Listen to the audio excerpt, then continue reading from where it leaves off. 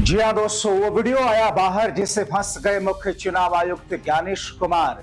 राहुल की सेना ने रेल दिया। बहुत स्वागत है आप सभी का। आप देख रहे हैं द राजनीति का विशेष सेगमेंट खबर और विश्लेषण। मैं हूं जब्बार खान। दोस्तों, आखिर अचानक ऐसा क्या हुआ कि वो मुख्य चुनाव आयुक्त ज्ञानेश कुमार, जो कि एंग्री यंग मैन बन रहे थे, अचानक से भीगी बिल्ली की स्थिति में क्यों दिखाई देने लगे? आखिर वो कौन सा वीडियो है जिसके आधार पर यह कहा जा रहा है कि ये तो खुद भी फंसे और सत्ता पक्ष को भी फंसाते हुए नजर आए? आखिर राहुल गांधी ने लालू और तेजस्वी यादव के सहयोग से बिहार में जिस तरीके की मुहिम शुरू की है, उसका नतीजा देश में किस तौर पर सत्ता पक्ष के खिलाफ पड़ता हुआ दिख रहा है? क्या है पूरा का पूरा सनसनीखेज मामला, आपको विस्तार से बताते हैं। दोस्तों, अंत तक मेरे साथ में बने रहें क्योंकि खबर बेहद अहम है। दोस्तों, राहुल गांधी को उस तेवर में आप देख रहे हैं जिस तेवर में उन्हें देखने के लिए लोग उत्सुक थे, जिस अंदाज में लोग चाह रहे थे कि राहुल आगे बढ़ें, लीड करें और देश की जनता को एकजुट करें।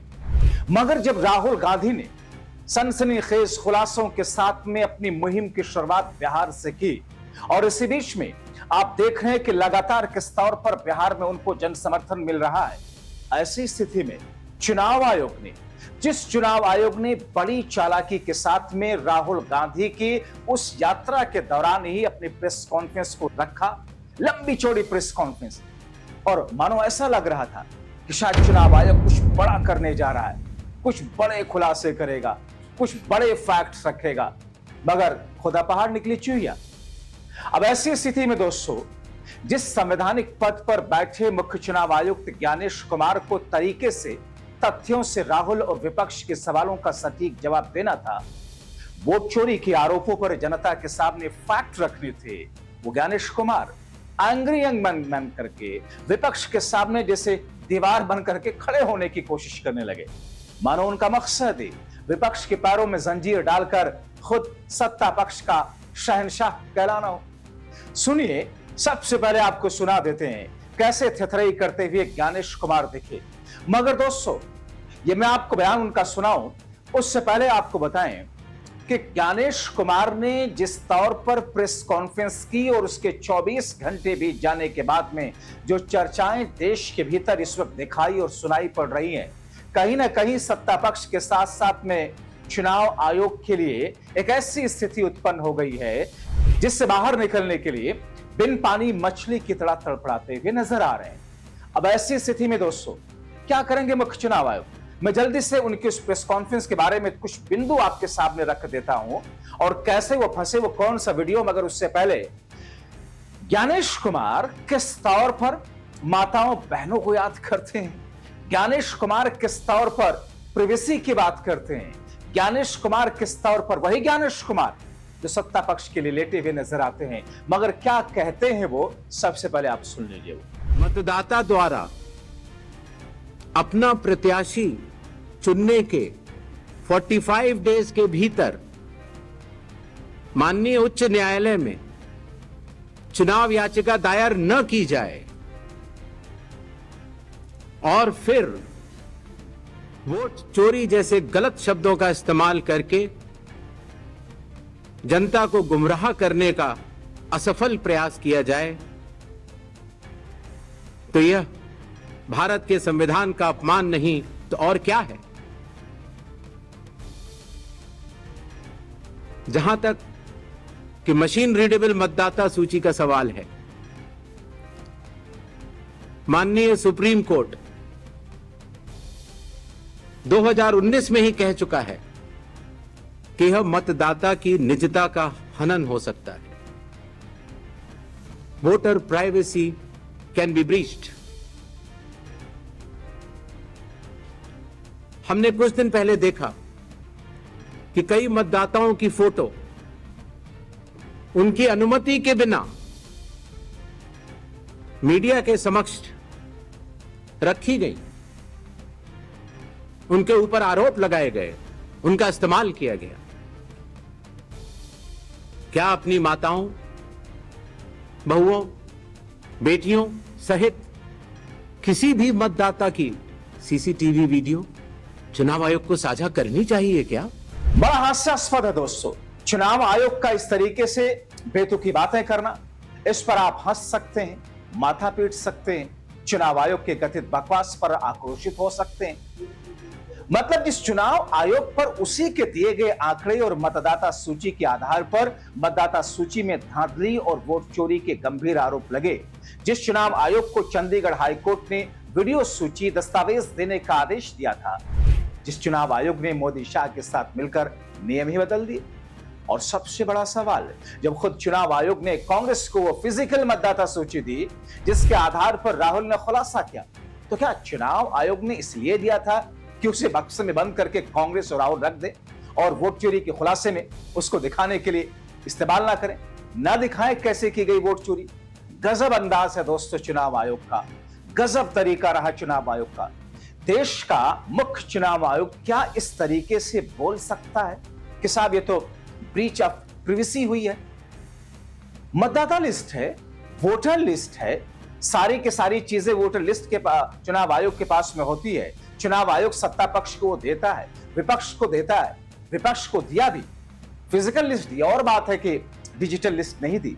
तो ऐसी स्थिति में अब चुनाव आयोग की तरफ से जो आरोप लगाए जा रहे हैं कि साहब ये तो बड़ा गड़बड़ अंदाज है, 7 दिनों के अंदर राहुल गांधी माफी मांगे या फिर चुनाव आयोग कोई एक्शन लेगा, तो फिर चुनाव आयोग के मुंह में अभी तक दही की जमी हुई है। मगर दोस्तों इससे बड़ा संदेह चुनाव आयोग पर, इससे भी बड़ा चुनाव आयोग का पक्षपात कि कांग्रेस से राहुल से चुनाव आयोग वोट चोरी के आरोप और खुलासे पर एफिडेविट मांग रहा है, मगर बीजेपी से नहीं मांगता।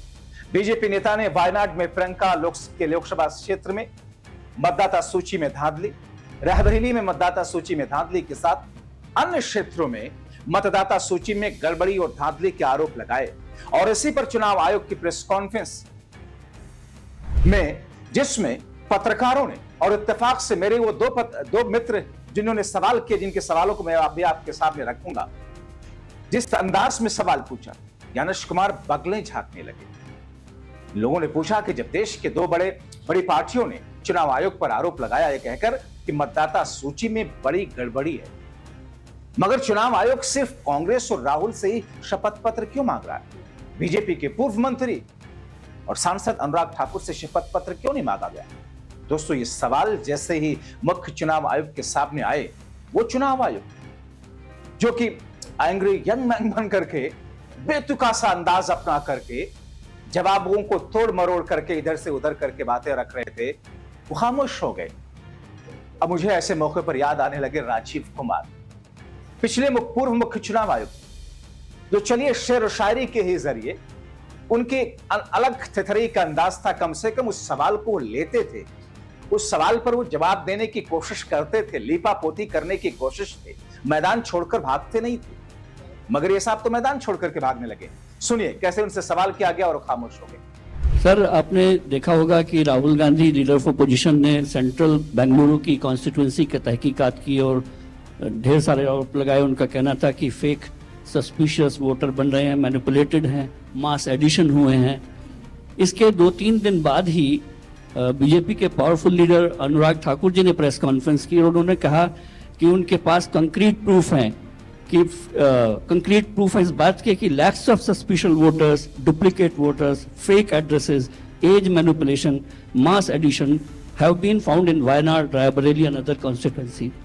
देश की 2 बड़ी राजनीतिक पार्टियां ये आरोप लगा रही हैं कि fake voters, bogus voters, manipulation of age, duplicate voters ये मौजूद हैं। तो आप कितना सहमत हैं और इन आरोपों के आप क्या जांच कोई कराएंगे? सर, नीरज हूँ, न्यूज 18 इंडिया से, नेटवर्क 18 से। हमारा सवाल है कि स्पेशल समरी रिवीजन सालाना तौर पे होता है हर साल, तो एसआईआर की जरूरत आपको कौन सा मतदाता सूची दोनों प्रक्रिया से अलग मिलेगा, हम ये जानना चाह रहे हैं। और एक सप्लीमेंट्री सवाल है इसी के साथ कि आपने कहा कि कुछ पॉलिटिकल पार्टीज के नेता भ्रम फैलाने की कोशिश कर रहे हैं। उनका यह भी कहना है, राहुल गांधी की मैं बात कर रहा हूँ, थोड़ी देर पहले उन्होंने कहा है क्यों उन्हीं से शपथ पत्र सिर्फ मांगा जा रहा है, दूसरे लोग, दूसरी पार्टी के लोग जो सवाल कर रहे हैं उनसे क्यों नहीं? मगर दोस्तों सवालों के ये गट्ठर जब उनके सामने रखे गए, बगले झांकते नजर आते हैं। हालांकि चुनाव आयोग से अब मैं पूछना चाहता हूं, जब यूपी में एक मुस्लिम बहुल सीट पश्चिमी उत्तर प्रदेश के कुंदरकी पर, जहां पर 60% मुस्लिम मतदाता है, जहां पर 60% मुस्लिमों का प्रभाव है चुनावी नजरिए से, अगर वहां पर भारतीय जनता पार्टी का प्रत्याशी जिता दिया जाता है या जीत जाता है और उसके बाद में अखिलेश यादव 18,000 वोटों के धांधली गड़बड़ी के साथ में चुनाव आयोग को एफिडेविट के साथ में अपना सबूत पेश करते हैं, तो यही चुनाव आयोग जो कहता है कि एफिडेविट दीजिए राहुल गांधी जी, उस अखिलेश यादव की उस एफिडेविट पर खामोश क्यों रहता है? कुंदरकी का एग्जाम्पल आपके सामने, और सिर्फ कुंदरकी ही नहीं दोस्तों, बल्कि इसी तरीके से उड़ीसा में भी जो स्थिति उत्पन्न हुई, उड़ीसा की उन हालात को लेकर के जब उनके सामने एफिडेविट रखे गए तो फिर चुनाव आयोग खामोश क्यों हो गया? मगर यहां चुनाव आयोग तो एफिडेविट मांग रहा है, और फिर क्यों नहीं एफिडेविट राहुल गांधी से मांगने के बाद में अनुराग ठाकुर से मांगा गया? वैसे ये अनुराग ठाकुर तो वही हैं जो बीजेपी के मंचों पर गोली मारो फलानों को कहते रहते हैं और मोदी और शाह मंत्रमुग्ध होकर के मुस्कुराते रहते हैं। जाहिर तौर पर दोस्तों यह ऐसी स्थिति है जिसको लेकर के इस वक्त देश के अंदर सिर्फ विपक्षी नेताओं में, विपक्षी कार्यकर्ताओं में, विपक्षी वोटरों में ही एक तरीके की बेचैनी नहीं, बल्कि भारतीय जनता पार्टी का जो कोर वोट बेस है, उस कोर वोट बेस में भी एक असंतोष, एक असहजता दिखी जा रही है। दोस्तों, जिस दिन राहुल गांधी ने प्रेस कॉन्फ्रेंस करके बड़ा खुलासा किया, कथित वोट चोरी की बात कही, मैंने कई सारे इलाकों में अपने पूर्व सहयोगियों से, जो अलग अलग राज्यों में, जो महाराष्ट्र में, खासतौर पर महाराष्ट्र हरियाणा दिल्ली में, या फिर बिहार में, या दक्षिण भारत में, या फिर उत्तर भारत में, हमने उनसे समझने की कोशिश की कि ये तो राहुल गांधी और विपक्ष ने जिस तरीके का कदम उठाया है उससे विपक्षी तो खुश होंगे, सत्ता पक्ष से जुड़े हुए लोगों में क्या चल रहा है? लोगों का साफ कहना है बेचैनी है। लोग ये मानते हैं कि बीजेपी के अंदर ही एक बड़ा वर्ग खुद भारतीय जनता पार्टी की मौजूदा आला कमान से नाराज पार्टी के अंदर ही चल रहा है, लेकिन इस वक्त हालात ऐसे हैं कि खुद बोल नहीं सकते, कुछ कह नहीं सकते। लेकिन राहुल गांधी के इस पर्दाफाश के बाद में एक संतोष उनमें दिख रहा है, बेचैनी दिख रही है कि साहब किस तौर पर देश के लोकतंत्र को कुचला जा रहा है। और शायद यही वजह है कि एनडीए के पार्टनर्स, एनडीए की सहयोगी पार्टियों के मुखियाओं ने भी राहुल गांधी को धन्यवाद किया। पिछले दिनों में आपको बताया था कैसे टीएमसी के पूर्व सांसद ने यह कहा कि एनडीए के कुछ सांसदों ने राहुल गांधी को थैंक यू बोला है। अब ऐसी स्थिति में दोस्तों, जिन सवालों से मुख्य चुनाव आयोग भागते हुए दिखे, दरअसल यही वो सवाल हैं जो उनके पैरों में बेड़ियां डालने का काम करेंगे। यही वो सवाल हैं जो उनके कदमों में जंजीर डालने का काम करेंगे। जिस जंजीर के फिल्म एक्टर अमिताभ बच्चन की तरह एंग्री यंग मैन बनने की कोशिश ज्ञानेश कुमार करने लगे, अब शायद वो भीगी बिल्ली बनते नजर आ रहे हैं। आप क्या कहना चाहेंगे? अपनी राय कमेंट बॉक्स में जरूर लिखें। अभी के लिए इतना ही, बहुत शुक्रिया।